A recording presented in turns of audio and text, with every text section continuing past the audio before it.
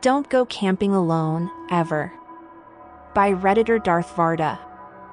I ain't scared of nothing. That's what I yelled to my brother as I slammed the door to my car shut. Things have, changed since then. I've changed. I remember his smirk, how he held out my jacket, the way he spouted off an endless list of things I should be scared of, skinwalkers and witches and werewolves, oh my. He presented each one as reason after reason of why this idea was stupid, saying I still had time to flake out, save face. I remember rolling my eyes, snatching my jacket from his grasp, sliding into my car and yelling that I'm not scared before speeding away towards the darkening outline of the mountains. They stood out stark against the setting sun like teeth. Boy, how I wish I listened. I was wrong. He was right. I'm fucking scared. Let me back up a bit. It all started about 2 days ago. I was out of my mind, depressed, could barely get out of bed, thought about chucking myself in front of cars, over bridges, off buildings, just dying. I thought about dying all the time. And enough was enough. One of the few friends I had suggested that I try solo camping said it might clear my mind, that the wilderness, the silence, the solitude would do me good. He gave me a list of spots, some more isolated than the others. I decided on the most isolated one, which was about a 3-hour hike from the last campsite far out in the Rocky Mountain National Forest. I remember his face, the surprise, the acceptance. You sure? His voice cracked. I nodded, saying nothing. Okay, I mean it's a pretty secluded place, especially for a first-time camper. He shrugged. But, then again, it's a beautiful spot. It'll definitely give you some perspective. And the night sky out there is insane. I thanked him and turned to leave, but he spoke up again. Hey, don't let the forest spook you, okay? A word of advice from a veteran: don't go out at night no matter what you hear, you might get totally fucked by a bear or lion. The drive up the mountains was strangely soothing. The gently curving roads that wove their way through the trees and up the rocks were exciting to navigate, and soon my mind was eased into a peaceful contemplation. I had decided to forego electronics this trip, even going as far as securing my phone in my glove box. I wanted to be completely free of all that shit, able to focus on the now rather than ruminate about the past or fear the future. I would be gone for 5 days and 4 nights, enough time for me to recuperate and reassess my life and what I was doing with it. I soon descended into Estes Park and drove through the picturesque town towards RMNP, willing myself not to stay at the Stanley instead. I found the entrance to the park with ease and continued to the closest lot to my campsite. Night was now falling and I silently cursed myself for leaving so late. I sat in my car for a good 30 minutes before deciding that it would be too risky hiking 3 hours in near pitch black. There were 4 other tents set up in the lot I was at with room for 1 more, and soon I had my own tent set up. That night passed comfortably. I was surrounded by chatting, laughing people and unruly, but happy children who ran round and round screaming. A few of them offered me roasted hot dogs and s'mores and beers, and I filled my belly, smiling. I was rolled up in my sleeping bag before the last light from the dying embers faded away. The second night didn't go so smoothly. I woke up late, well rested, but still groggy, and took my time repacking my tent. I hesitated at first, wondering if I should just stay there, but at 3 p.m. another family showed up with proof they had reserved the site. So, I gathered my things and set off. And immediately got lost. Navigating by map and compass for the first time and alone is a lot harder than it sounds. And the trees. The trees can be misleading, can turn you around, make you think you're on the right path when really you're miles from where you're supposed to be. Instead of taking me 3 hours to get to the site, it took me nearly twice that time, and I was swiftly losing what little light was left in the day. Finally I found the site, but before I breathed a sigh of relief, I haphazardly set up my tent, building a small fire in front. It was dark now and I was jumpy. Every sound I heard was seemingly magnified, every shadow cast by the dim light of the fire, a menace. Spooked, I crawled into the tent and curled up in my bag, trying to will myself into sleep. After a while, I was dozing, about to drift off, when I heard it. The unmistakable sound of a foot crunching outside. My eyes shot open and I reached for my flashlight, but didn't turn it on. I waited. I heard the sound again. Someone, or something, was definitely walking around my tent. It sounded like they, whatever they was trying to be quiet, stealthy. That went on for hours in inconsistent bursts until I finally decided it was an animal, scavenging for the scraps or inspecting my tent. By dawn I was dozing again and the noise had finally stopped.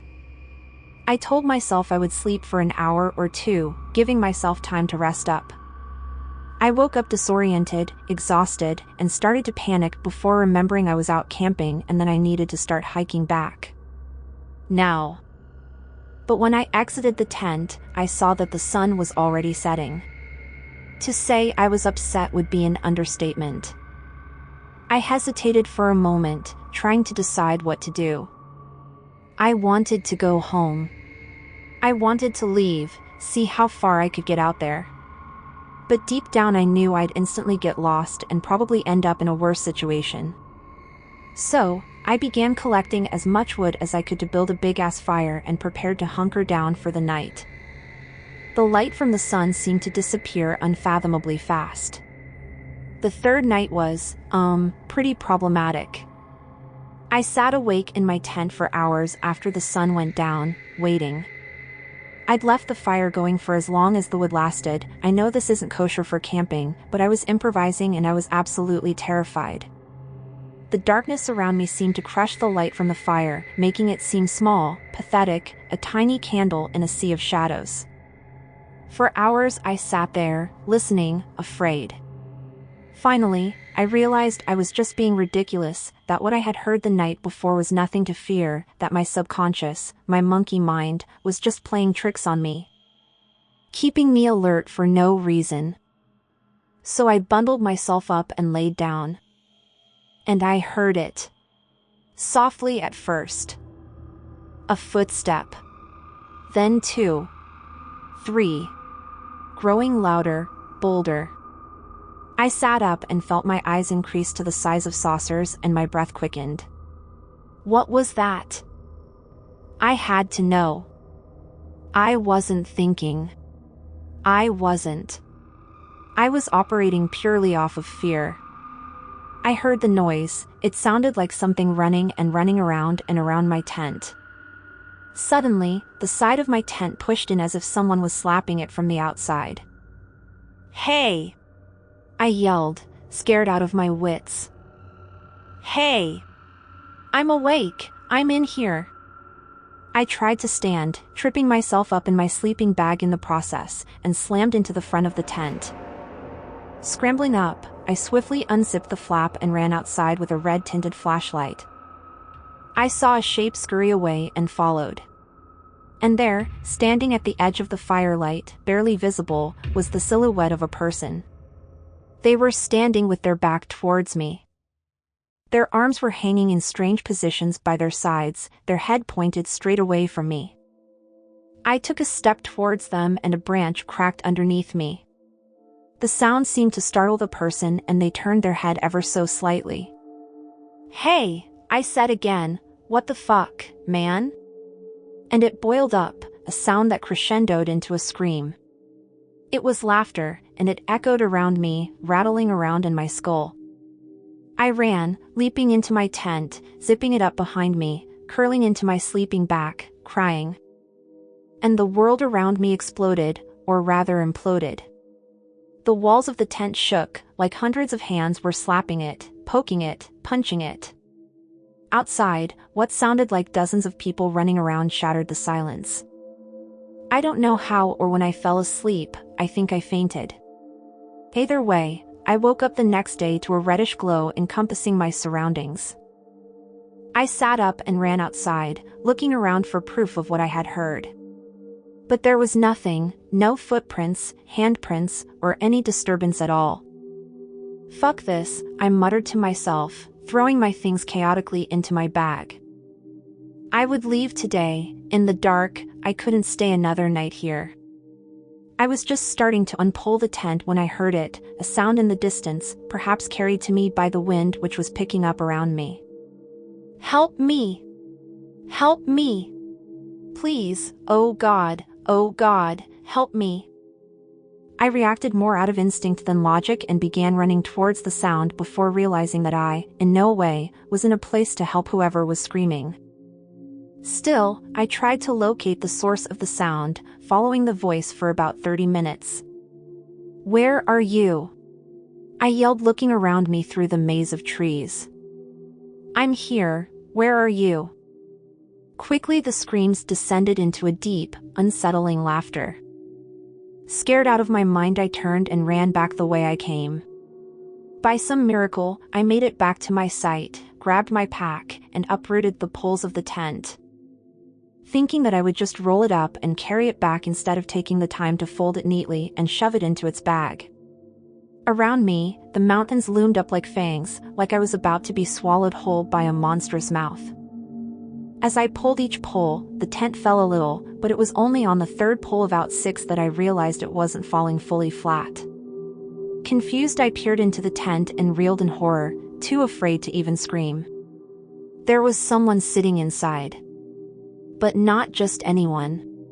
It was me. Sitting there, pallor and bone-thin, a too-wide grin plastered on my face.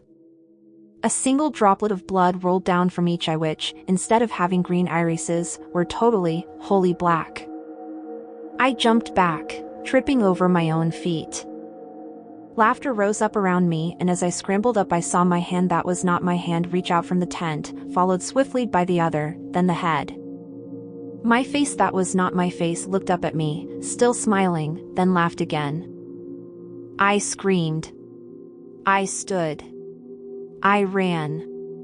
And I ran.